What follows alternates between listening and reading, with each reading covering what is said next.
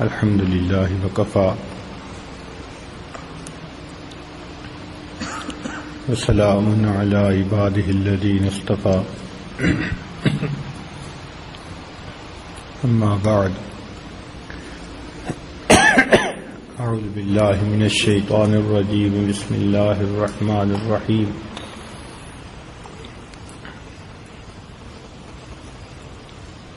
شهر رمضان الذي أنزل فيه القرآن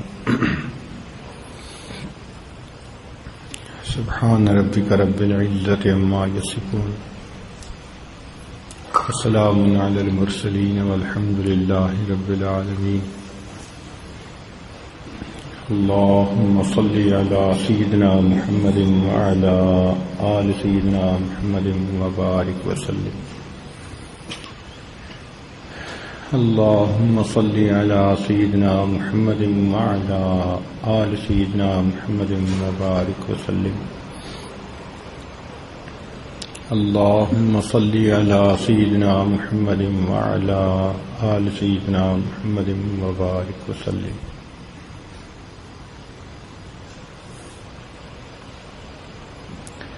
رمضان المبارک کا مہینہ اللہ رب العزت کی رحمتوں کا خزینہ ہے۔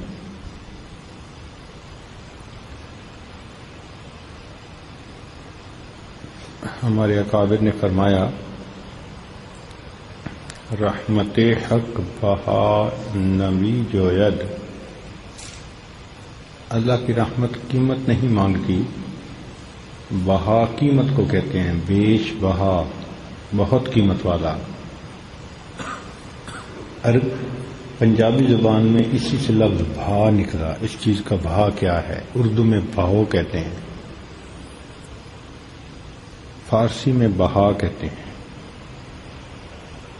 تو رحمت حق، اللہ کی رحمت، بہا نمی جوید، قیمت نہیں مانگتی اللہ کی رحمت، رحمت حق بہانہ می جوید، اللہ کی رحمت تو بہانہ مانگتی ہے۔ بس رمضان مبارک کے مہینے میں اللہ تعالیٰ بندے سے بہانہ چاہتے ہیں کہ میرے بندے تو مجھے بخشش کا بہانہ تو کوئی دے دینا، میں تجھے بخشنا چاہتا ہوں۔ اس شیطان نے قسمیں کھائی تھیں کہ فَبِعِزَّتِكَ لَأُغْوِيَنَّهُمْ أَجْمَعِينَ، اے اللہ تیری عزت کی قسم میں ان سب کو بہکاؤں گا، الا کہ وہ چند لوگ جو اخلاص والے ہوں گے۔ تو شیطان نے قسمیں کھائیں، اور پھر اس کو اللہ رب العزت نے یہ طاقت بھی دی کہ یہ ہمیں دیکھتا ہے، ہم اسے نہیں دیکھتے۔ پھر ایک ایک بندے کے ساتھ کئی لگے ہوتے ہیں، مرد کے ساتھ 20 شیطان، بعض لوگوں کے ساتھ 70 شیطان۔ اب بتائیں، ان کو اور کام بھی کوئی نہیں، نہ ان کو نیند کی فکر، نہ روٹی کی فکر،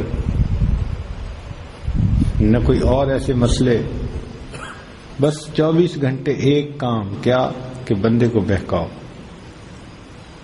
ایسا بدبخت دشمن ہے، ہمارے پیچھے پڑ گیا ہے۔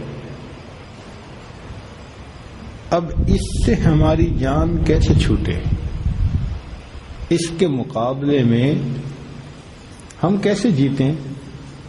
تو اللہ تعالیٰ نے رمضان مبارک کے مہینے کو بہانہ بنا دیا۔ یہ ایسا دشمن ہے کہ جو انسان کو آہستہ آہستہ گناہ کی طرف لے کے آتا ہے، یکدم نہیں لاتا۔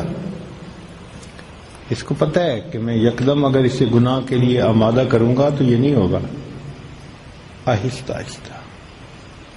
مثلاً طالب علم کے ذہن میں ڈالے گا آج کرکٹ کا میچ ہے، کمنٹری بیٹھ کے سنو، بس اتنی سی بات۔ اب وہ ایک دن کمنٹری بیٹھ کے سنے گا تو پھر اس کے دل میں ڈر پیدا کر دے گا، اگر تو کل مدرسے گیا تو ناظم صاحب نے تیری پٹائی کر دی۔ اب اگلے دن ڈر کے مارے نہیں جائے گا، تیسرے دن پھر اسے کہے گا اب 2 دن ہو گئے. تو آہستہ آہستہ آہستہ اس کو پیچھے ہٹاتے ہٹاتے ہٹاتے یہ پڑھائی سے محروم کر دیتا ہے. اس کے جو حربے ہیں اس سے ہم اللہ کی پناہ مانگتے ہیں. ایسے دوڑ لگاتا ہے. ایک صاحب جا رہے تھے، انہوں نے شیطان کو دیکھا کہ بڑے جال لے کے جا رہا ہے، تو بڑے حیران، کہنے لگے بھائی اتنے جال کس لیے؟ اس نے کہا بندوں کے لیے. اچھا تو پھر میرے لیے کون سا؟ تجھے جال کی ضرورت ہی نہیں، ویسے ہی مرغی تو پھنس جاتا ہے. اس نے کہا میں نہیں پھنستا. کہتا ہے اچھا دیکھیں گے. لو جی، یہ کہہ کہ وہ بندہ آگے گیا. اس نے دریا پار کر کے دوسرے کنارے جانا تھا. دریا کے کنارے ایک بوڑھی بیٹھی ہوئی ہے، برے حال، بانکے دہاڑے، رو رہی ہے، پکار رہی ہے، آہیں بھر رہی ہے. پوچھا اماں کیا ہوا؟ بیٹے کشتی ہے کوئی نہ، میں نے دریا پار جانا تھا، میرا گھر اکیلا ہے، بچے ہیں، بڑی پریشان ہوں. اس نے کہا کہ میں دریا پار کروں گا تو پیچھے پیچھے کر لینا. کہنے لگا میں بوڑھی، میں تو کھڑے کھڑے گرتی ہوں، میں دریا کہاں پار کروں گی؟ اس نے کہا اچھا تو پھر میری انگلی پکڑ لینا. کہنے لگی مجھے تیرنا نہیں آتا، میں ڈوب جاؤں گی. اس نے کہا کوئی بات نہیں، میں آپ کو ہاتھ سے پکڑ کے پار کروا دوں گا. بیٹا تو اتنا نیک، اتنا اچھا ہے، اگر تجھے تیرنا آتا ہے تو مجھے کندھے پہ بٹھا لے اور مجھے دریا پار کروا دے، تیری نسلوں کو دعا دوں گی. ایسی اس عورت نے بات کی کہ یہ نوجوان کہنے لگا اچھا بوڑھی اماں بیٹھ جا. اس نے اسے اپنی گردن پہ بٹھا لیا. جب دریا پار کرنے لگا، دریا میں پہنچا تو اس نے بال پکڑے اور کہتا ہے چل میرے گدھے چل. اس نے کہا یہ کیا؟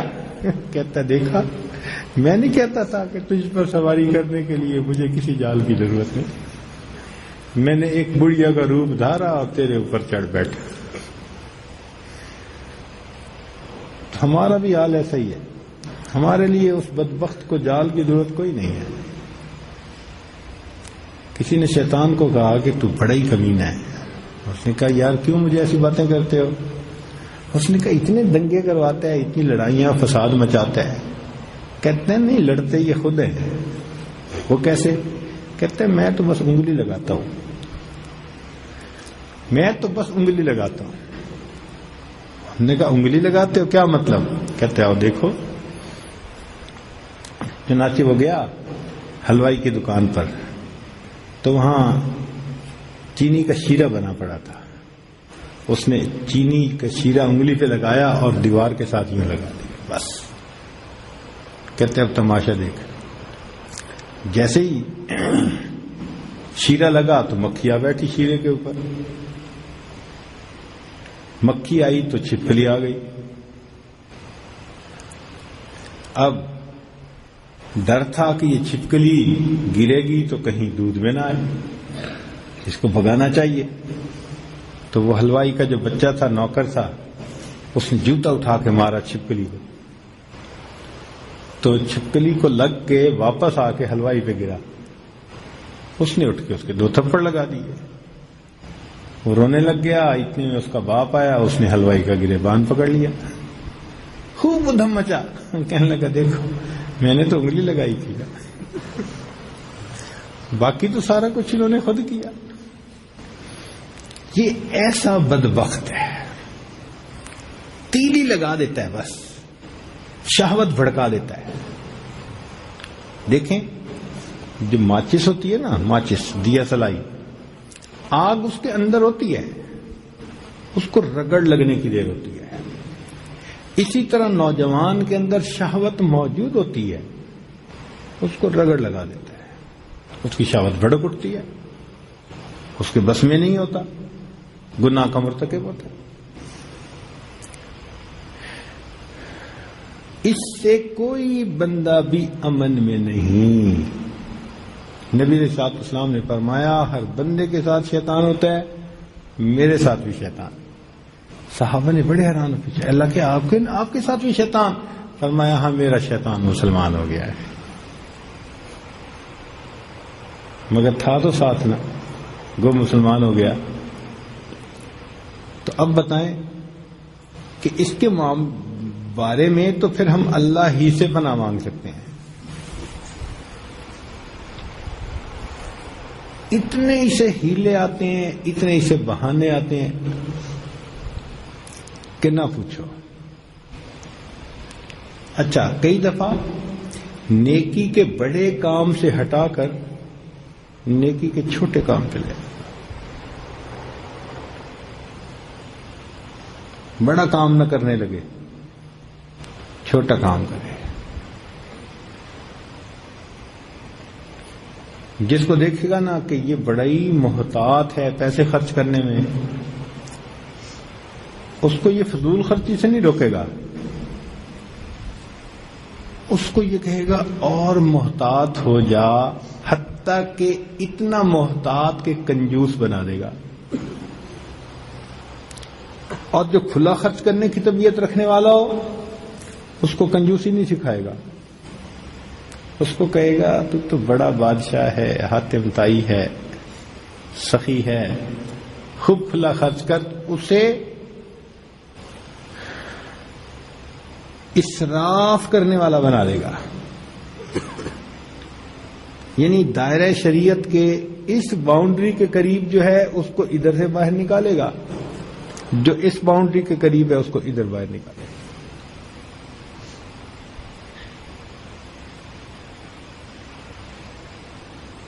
تو یہ انسان کا پکا دشمن ہے، لائسنس یافتہ دشمن ہے یہ انسان کا. اللہ رب العزت نے ارشاد فرمایا ان الشیطان لکم عدوا فاتخذوہ عدوا. بے شک شیطان تمہارا دشمن ہے، تم بھی اسے دشمن بنا کرو، تم بھی اسے دشمن بنا کرو. یہ شیطان تمہارا دشمن ہے. ایک جگہ فرمایا الم اعہد لکم یا بنی آدم، اے بنی آدم کیا ہم نے تم سے عہد نہیں لیا اللہ تعبدوا الشیطان کہ تم شیطان کی عبادت نہ کرو. انہ لکم عدو مبین، تو بے شک تمہارا ظاہر باہر دشمن ہے.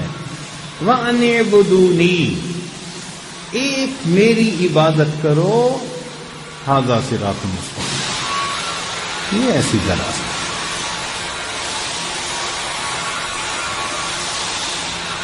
اور کئی مرتبہ تو پھر اس کا اتنا اثر بندے پہ ہو جاتا ہے کہ بندہ خود ہی اس کے کام کرنے لگ جاتا ہے.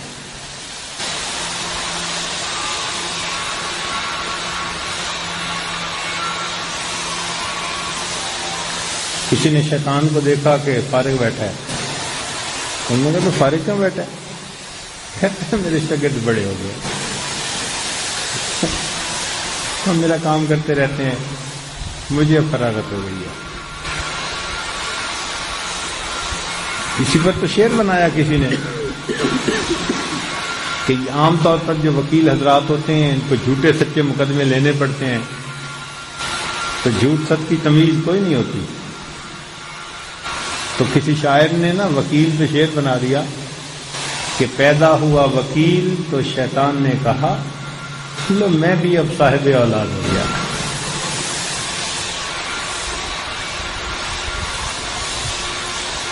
تو واقعی کئی لوگوں پہ اس کا اتنا اثر ہوتا ہے کہ وہی اس کے ایجنٹ بن جاتے ہیں.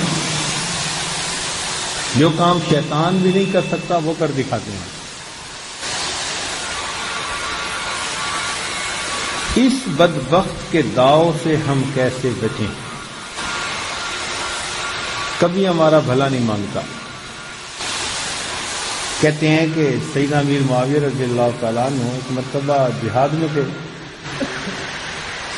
تھکے ہوئے بہت تھے، سو گئے، نیند آ گئی، تہجد فوت ہو گئی.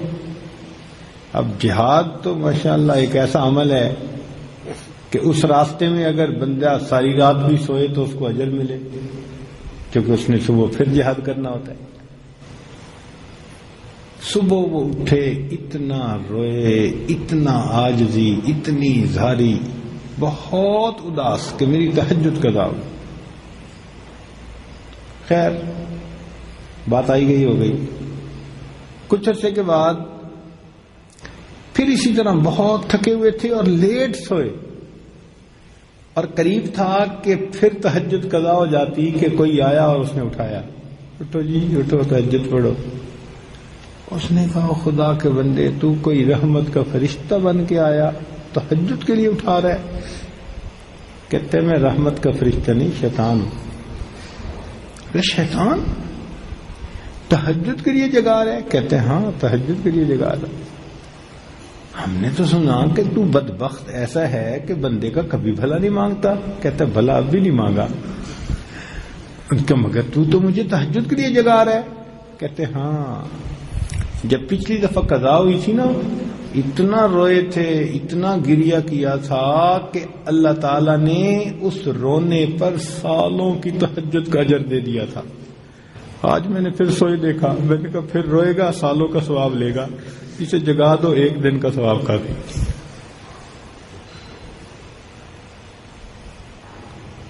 یہ ہمارا ایسا بدبخت دشمن.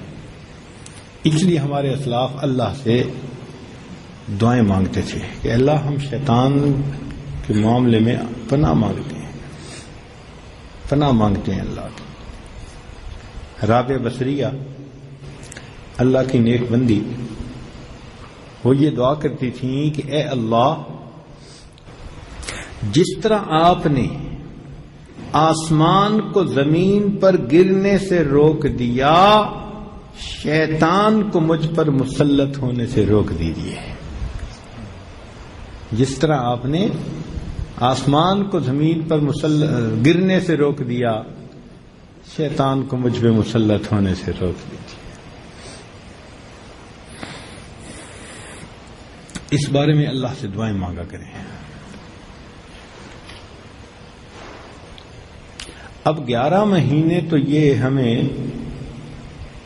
گناہوں کے لیے اکساتا ہے، گناہ کرواتا ہے، نیکیاں ہماری ضائع کرواتا ہے. اللہ تعالیٰ نے اس بدبخت کا جواب دینے کے لیے یہ 1 مہینہ رمضان کا بنا دیا.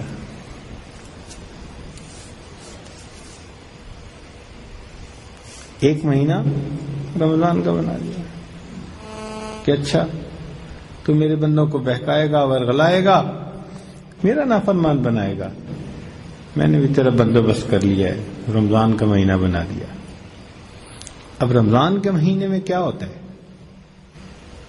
سبحان اللہ، ایسے سمجھیں کہ جیسے باکسنگ کا مقابلہ ہے اور 12 راؤنڈ ہیں اس کے، اور 11 راؤنڈ تو یہ بندے کو تنگ کرتا رہتا ہے، مگر 12ویں راؤنڈ میں اللہ تعالیٰ اس کو ایسی ذلت دلواتے ہیں کہ ٹیکنیکل ناک آؤٹ کروا دیتے ہیں، بندے کو جتوا دیتے ہیں.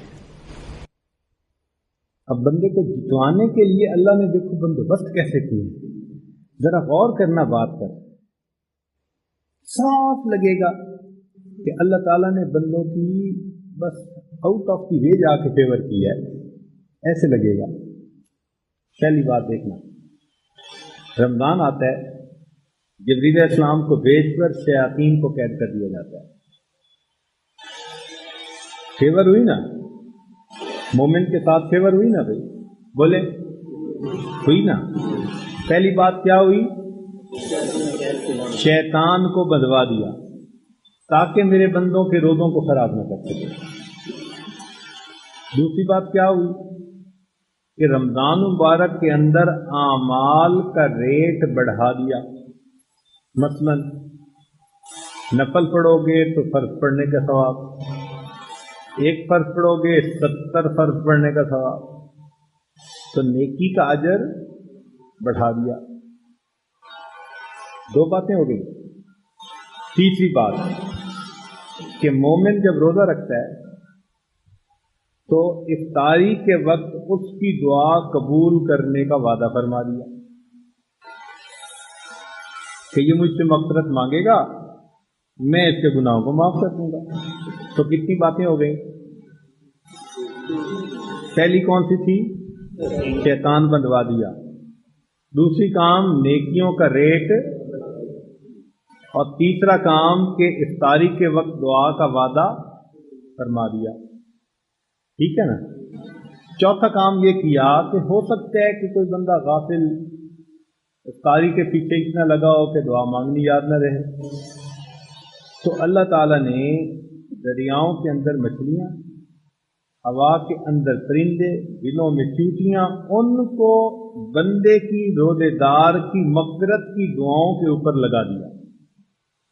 تو کتنی باتیں ہو گئیں؟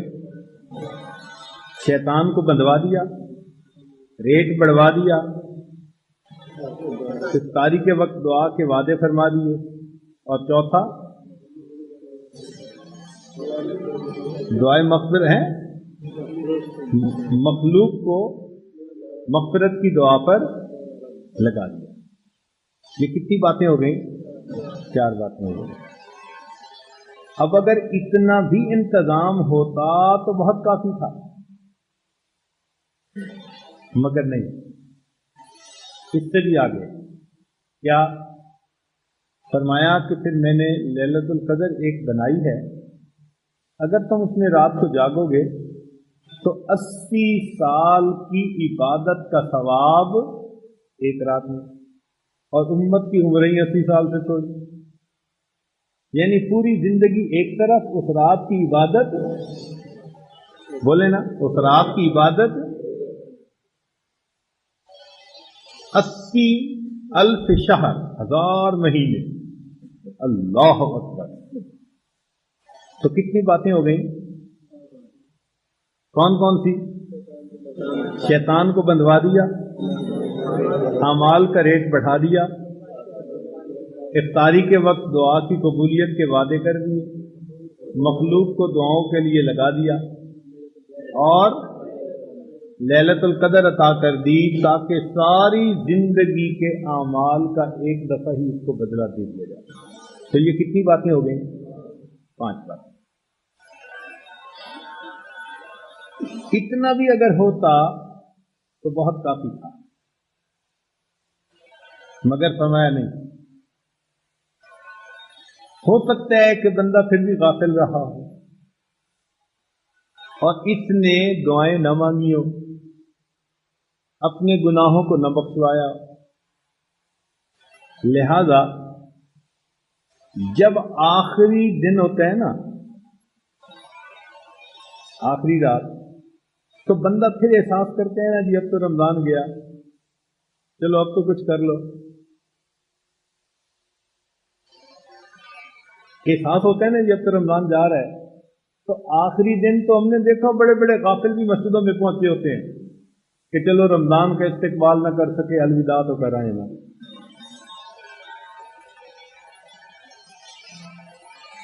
تو آخری رات کا اجر اللہ نے انوکھا کر دیا. کیا فرمایا؟ فرمایا میرے بندے، پہلی رمضان سے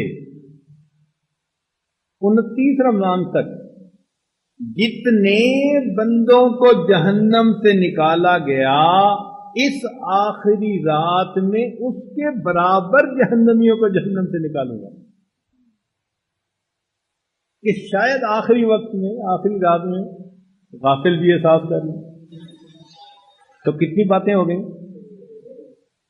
کون کون سی؟ شیطان کو بندوا دیا، عبادات کا ریٹ بڑھا دیا، افطاری کے وقت دعا کی مغفرت، دعا کی قبولیت کے وعدے کر دیے، مخلوق کو دعاؤں پہ لگا دیا، لیلۃ القدر 80 سال کی عبادت کا ثواب عطا فرما دیا، اور پھر آخری رات میں کتنے؟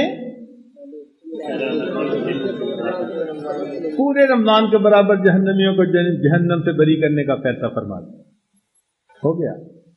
اب یہ کتنی باتیں ہو گئی؟ 6۔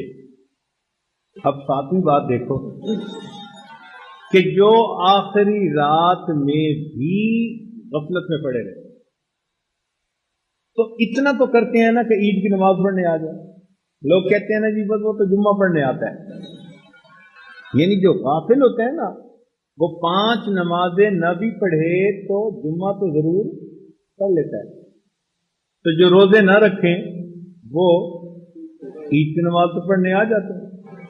وہ جیسے ایک نوجوان سے مولوی صاحب نے پوچھا تھا کہ تم نے تراویح پڑھی؟ اس نے کہا جی نہیں۔ روزے رکھے؟ نہیں۔ اس نے کہا عید کی سیویاں کھائیں؟ کہنے لگا جی ہاں۔ کہنے لگا وہ کیوں؟ کہتے ہیں میں نے کافر ہو کے مرنا تھا، نہ روزے رکھے نہ نمازیں پڑھی، تو میں نے کہا سیویاں تو کھا لو نا، کچھ تو کرو، میں نے کافر ہو کے تو نہیں نہ مرنا تھا۔ تو بھائی رمضان میں جو کچھ نہ کر سکا تو وہ عید کے دن عید پڑھنے تو آ ہی جاتا ہے۔ ہمارا تجربہ یہ ہے کہ شرابی، کبابی، زانی، بدکار قسم کے لوگ بھی عید کی نماز پڑھنے چلے جاتے ہیں۔ ایسا ہوتا ہے نا؟ عید کے مجمع میں فرشتوں سے پوچھا، اب اللہ تعالیٰ کو تو سب معلوم ہے، بہانہ میرے بندے، میری بندیاں مجھ سے عبادی و امائی مجھ سے کیا چاہتے ہیں؟ اللہ انہوں نے رمضان کی مزدوری کی اور مزدور اپنی مزدوری مانگتے ہیں، کیا چاہتے ہیں؟ جنت۔ کس سے بچتے ہیں؟ جہنم سے۔ فرمایا اچھا میرے بندوں کو کہہ دو قوموا مغفورا لکم۔ عید کے مجمع میں سارے تو تراویح پڑھنے والے نہیں تھے، غافل بھی تھے، سب کو فرما دیا قوموا مغفورا لکم، تمہاری گناہوں کو ہم نے نیکیوں میں بدل۔ تو یہ کتنے بہانے بن گئے؟ کون کون سے؟ شیطان کو بندھوا دیا، عبادت کا ریٹ بڑھا دیا، افطاری کے وقت دعا قبول کرنے کے وعدے فرما دیے، مخلوق کو دعائے مغفرت پہ لگا دیا، لیلۃ القدر عطا فرما دی، اور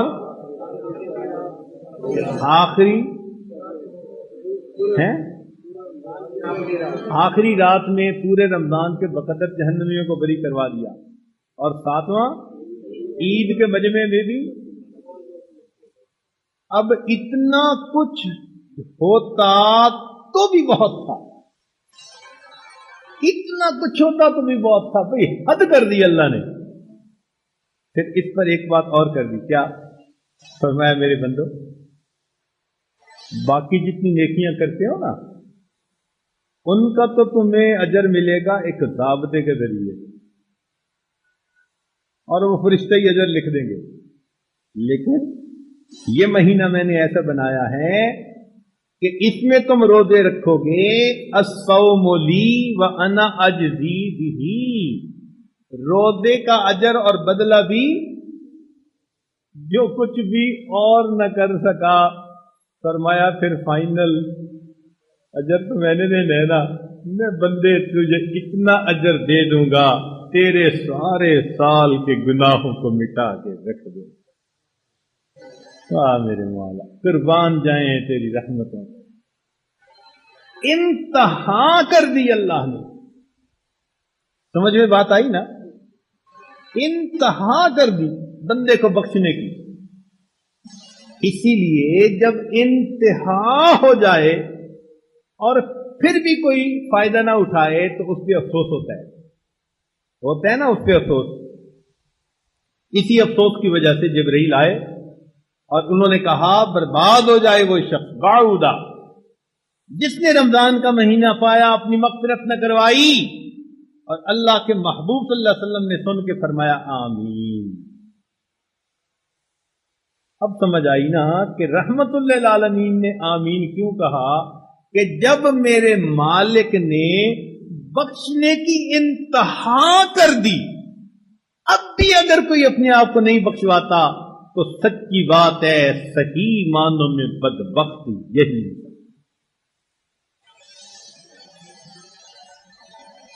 تو اب سمجھ میں بات آتی ہے کہ نبی علیہ السلام نے آمین کیوں کہی؟ ورنہ کسی ماں کے بیٹے کو کوئی گالی دے نا تو ماں آمین کہتی ہے؟ کبھی نہ کہے، الٹا اس سے جھگڑا کرے، تو ہوتا کون ہے بدبخت میرے بیٹے کو بد دعا دینے والا؟ لیکن ادھر بد دعا ملی اور وہ رحمت للعالمین رحیم کریم جو امت پر اتنے مہربان تھے، وہ بھی اس بد دعا کے اوپر آمین کہنے لگے۔ تو اس لیے بنیادی بات یہ ہے کہ رمضان کا مہینہ ہمیں دھونے کے لیے آتا ہے۔ میں نے کل آپ کو واقعہ سنایا نا کہ دیہاتی آدمی گیا، اس کی جیب کٹی تو بیوی نے پوچھا کہ میلہ دیکھا ہے؟ کہنے لگے میلہ کیا، لوگوں نے میری جیب کاٹنے کے لیے پکھنڈ بنایا ہوا تھا۔ شیطان بھی یہی کہتا ہوگا، وہ پوچھتے ہوں گے نا ایک دوسرے سے، یار تجھے بھی باندھا؟ اس نے کہا تجھے بھی باندھا؟ ہاں یار سب کو باندھا۔ کہتے ہوں گے یار اللہ نے رمضان کا مہینہ اپنے بندوں کو بخشنے کے لیے ایک پکھنڈ بنایا ہوا۔ واقعی اللہ رب العزت کی رحمت نے انتہا کر دی، قربان جائیں اس پروردگار کی رحمتوں کہ میرے مولا ہم تو مائل بکرم ہیں، کوئی سائل ہی نہیں، راہ دکھلائیں کسے راہ روے منزل ہی نہیں، طور تو موجود ہے موسیٰ ہی نہیں۔ اس لیے یہ رمضان مبارک کا مہینہ ہمیں بخشوانے کے لیے آیا۔ ہم اللہ رب العزت سے معافیاں مانگیں، رات میں دن میں اپنے گناہوں پہ نادم ہوں، شرمندہ ہوں، اور اپنے مولا کو راضی کریں۔ اللہ تعالیٰ راضی ہونے کے لیے تیار ہیں۔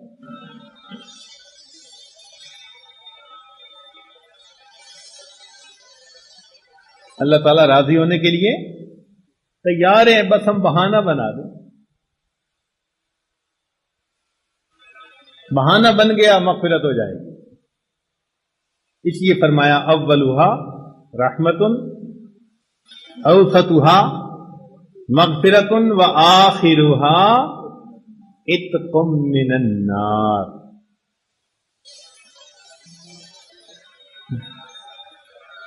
ہمارے ہاں دستور ہے کہ گورنمنٹ کے جو حامی ہوتے ہیں نا، تو جب الیکشن ہوتا ہے وہ جرلو پھیرتے ہیں۔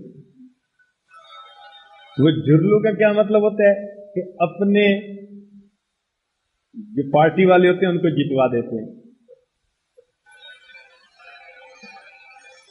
اور واقعی رمضان المبارک میں اللہ رب العزت کی رحمت کا ایسا جھرلو پھرتا ہے، اللہ تعالی ایمان والوں کو شیطان کے مقابلے میں جتوا دے۔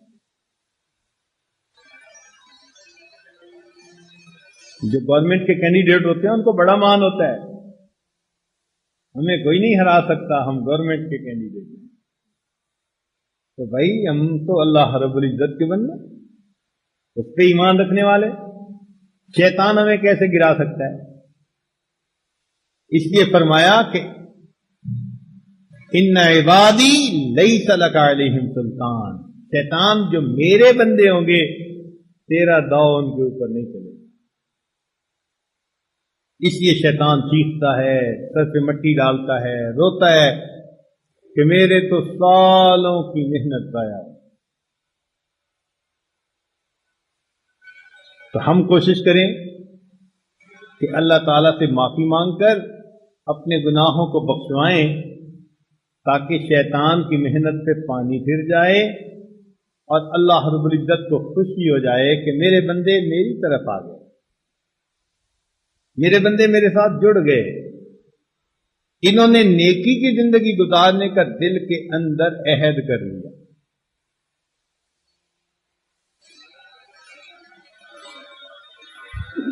شیخ الحدیث رحمۃ اللہ نے لکھا ہے، ایک مرتبہ کسی نے شیطان کو دیکھا تو بالکل ہڈیاں نکلی ہوئی،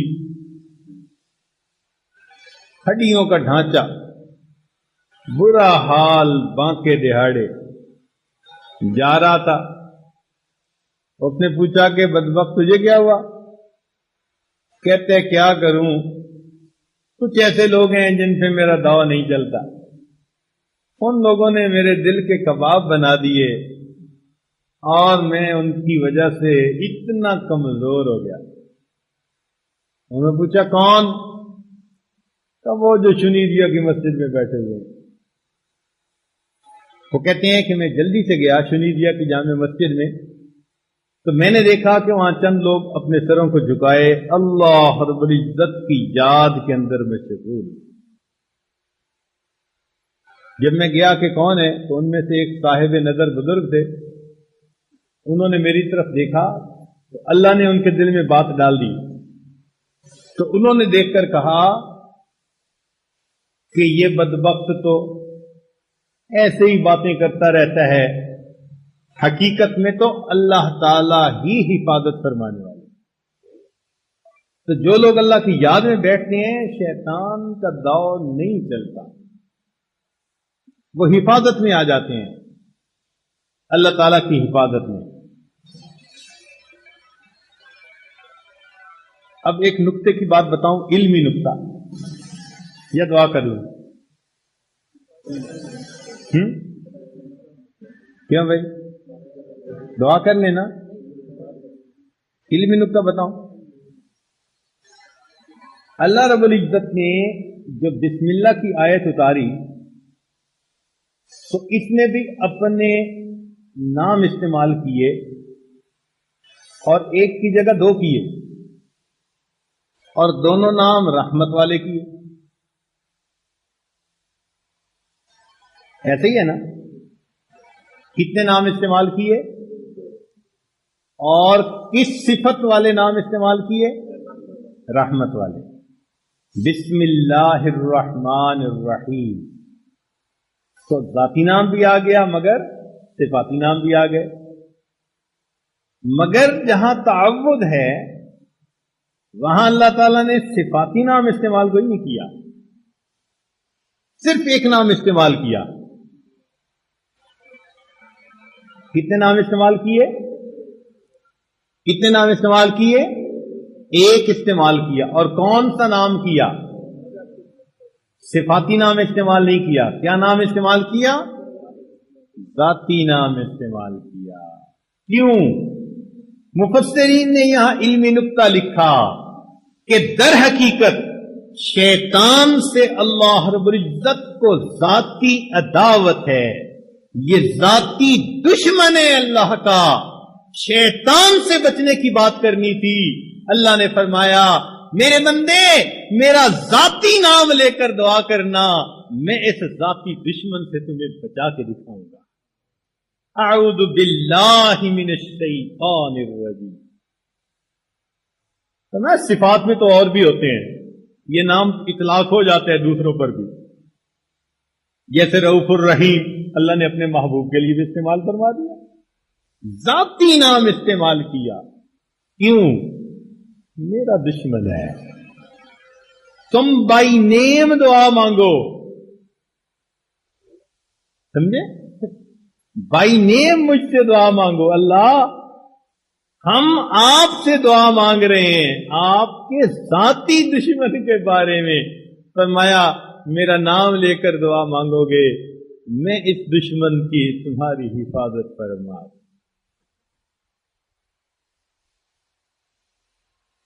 سبحان اللہ، سبحان اللہ تعالی چاہتے ہیں کہ شیطان خائب و خاسر، ذلیل ہو، اور ایمان والے قیامت کے دن عزتیں پائیں۔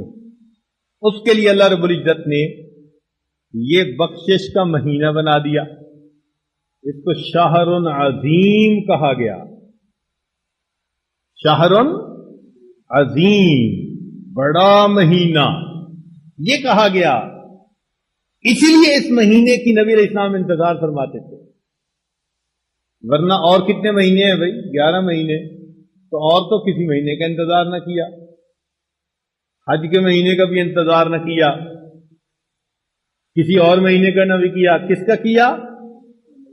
اللہم بارک لنا فی رجب و شعبان وبلغنا، اس لیے کہ رمضان پہنچ کے فائنل راؤنڈ ہونا تھا اور بندے کی کامیابی کو ڈکلیئر اللہ نے کرنا. یہ فائنل راؤنڈ ہے اس سال کا، اس لیے اللہ تعالیٰ بندے کی کامیابی کو ڈکلیئر کر دیتے ہیں. اچھا میرے بندے، آئندہ پھر نئے سرے سے زندگی پھر. ہمارا کام یہ ہے کہ ہم پچھلے گناہوں سے توبہ کر لیں، آئندہ نیکوکاری پرہیزگاری کی زندگی گزارنے کا ارادہ کر لیں. وآخر دعوانا ان الحمد للہ رب العالمین.